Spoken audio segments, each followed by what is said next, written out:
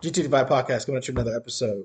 We're gonna rock, we're gonna go deep. It's cold outside here in Great Wichita, Kansas, and that breeze is flowing. I mean, it's windy out there. I thought a tornado was coming. Um, we're gonna talk about benefits of leaving somebody that is suffering from narcissistic personality disorder. Um, Obviously, if you've been with somebody like this, you've gone through the ringer. But we're gonna talk about some things that happen on the other side, some positive things that can happen on the other side. Obviously, um, you may encounter people like this in your lifetime, guys. You have to understand the signs. You have to understand what the risks are, and I think that some of these benefits provide what the risk was by being in the relationship. Though I know it's hard to leave sometimes.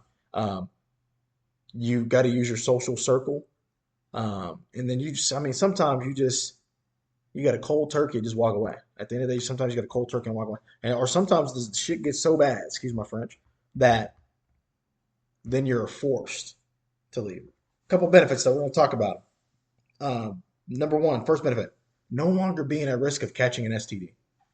Um, One thing that I've read in some studies is that narcissistic people with narcissistic personality disorder, when they engage in sex, they typically don't use protection.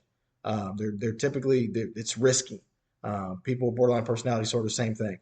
Any of the cluster B personality disorders, typically when it comes to sex, they are risky as heck. Like no protection whatsoever. So the possibility of catching an STD is super high because they will typically have multiple sexual partners. And like I said, if you have multiple sexual partners and you're not using protection, you eventually gonna catch something, right? Something's gonna happen. Um, so understand that. Even when you're in a relationship with somebody, understand that. Use protection if you think that you may be in a relationship with somebody with narcissistic personality disorder, or once you get on the other end, that's a benefit. You don't have to worry about that no more. No longer having your finances depleted. These people will deplete your finances. They will suck you dry. Here's how they do it. A couple of things that I've seen over the years, talk to people. They will dry beg, so they will put situations in front of you to make you feel bad if you don't help them. So then you'll find yourself constantly helping them, constantly helping them, constantly helping them.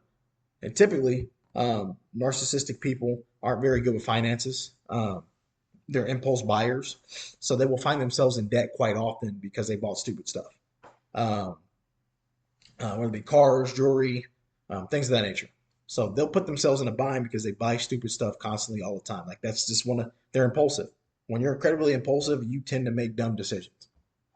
No longer have to walk on eggshells. Let me throw some eggshells on the ground real quick and try walking on them. But no, you don't have to worry about, oh, if I say this or oh, if I do this, it's going to trigger them. These people are easily triggered. Narcissistic people are easily triggered. They can go from sadness to rage quickly. And when they lash out in rage, when you get to a narcissistic rage, let me tell you, it's almost like a 2-year-old throwing a temper tantrum. Is what I compare it to. That's what I compare it to personally. Like a 2-year-old throwing a temper tantrum. They rage like kids. Like they're literally raging like little kids. They will do some childish stuff when they rage. Throw things, break their stuff, break your stuff. Um, that's what they do. No longer being manipulated, gaslit, emotionally, and verbally abused. They're expert manipulators, expert liars. They gaslight everything. Um, they will make you question your reality. Even though you have evidence of what is true, somehow, some way, they will twist that evidence and make it to where you're the bad guy now. Typically, they'll flip it to where you're the bad guy now because so narcissistic personality disorder, I believe, and based on experience and talking to people that are probably lower on the narcissistic spectrum, but they would still be diagnosed narcissists, is a shame-based disorder. These people are ashamed of themselves, right? Whether it's past stuff as a child or things that you've been through, typically it's a shame-based disorder. So, because of the shame, they manipulate, they gaslight, they emotionally abuse you because they don't want to face shame. So if you bring something up that brings shame to them, they will flip that thing around, they will flip out. If you hit them with the truth, you will get some narcissistic rage. They'll flip out like a tantrum. As I'm telling you, it's like a 2-year-old. Like if you ever just take some video of your 2-year-old flipping out when something don't go their way, that's an adult narcissistic person. That's how they act. They will flip it. Borderlines too. They will flip the heck out, do some crazy stuff. Like it's crazy. Like you'll be in danger. You'll feel like you're in danger, right? You'll know you no longer have to put up a pathological lie and deceit. They never fully tell you the truth, right? They'll give you bits and pieces of the truth to appease you, to get you off the scent, get you off the trail, all that jazz. But they never ever really tell you the whole truth. Like you're gonna get bits and pieces. They're gonna get bits and pieces all consistently. You'll ask them, you'll be like, man, you'll be like, you'll be talking to your man, you'll be like, man, did you talk to that chick? Man, did you talk to that chick? And they're like, no. And then later on, you find out that they did. Like, well, I was afraid that you would be mad if I told you that I did. Well, what'd y'all talk about? Oh, it just work stuff. It's just work stuff. And then you're going to find out it's more than that. They're in a full blown relationship, but it's only work stuff. That's the type of stuff that happens. They will give you bits and pieces of the truth to appease you to get you off the scent, get you off the trail. No, this is a good one. This is a good one. No longer wondering who they are when you're at work. So you be at work and you be like, man, who are they? Who cheeks he clapping? Who getting it? Who's clapping her cheeks? You wondering that? You ever found yourself wondering that? You'll wonder that constantly with a person like this because, like I said, they have no loyalty to anybody but themselves. They are only loyal to them, right? And so when you have complete loyalty to yourself, you gonna do whatever you gonna do, regardless of what your partners say or what they want. Their wishes don't matter to you. Only person that matters to you is yourself. And that goes for narcissism and borderline personality disorder. Now there are levels to this stuff, obviously. I don't want the borderlines and the narcs to come on my thread and try to like hem me up. I'm just giving basics here, guys. Basics. I'm not talking down to anybody. I'm not disrespecting anybody. Just basics. No longer being a personal cook and cleaner. So you ever these people are dirty. Let me borderlines and narcs are dirty. Like they like their house will be dirty, their dishes will be piled up all the time. That's because they're constantly having to do something to um, appease their emotion, right? So instead of staying at home to clean up and make sure the house is all good, they may do that. They'll get to that eventually, right? But for the most part, stuff will just be it'll be like, man, you off all day, how the house dirty? Well, because they had to go to John's house and they had to go clean him. Then they had to go to this person's house and go clean him. Or they had to go to Melody's house and clean her. Like that's the type of stuff that they're doing. They're doing other stuff during the time that they have allotted to be able to handle business.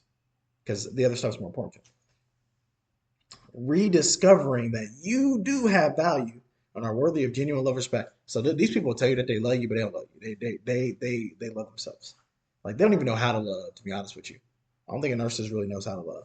I don't think a borderline really knows how to love. They can come out here and at me on this post all they want to, but I'll be honest with you, you don't know how to love because the number one thing that I believe love requires is empathy, the ability to feel and put yourself in someone's shoes. Narcs and borderlines don't have that.